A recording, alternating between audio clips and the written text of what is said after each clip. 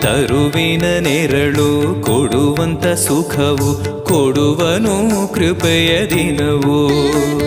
ಸ್ಥಿರ ಇರುವ ಮನ ಎನಗಿರಲಿ, ಶರಣಾಗತಿ ಎಂದು ಬರಲಿ. ಭಗವಂತನ ಪ್ರಿಯ ಮಗನಿವನ ಸಾರಿ ಬದುಕು ಇರಲಿ.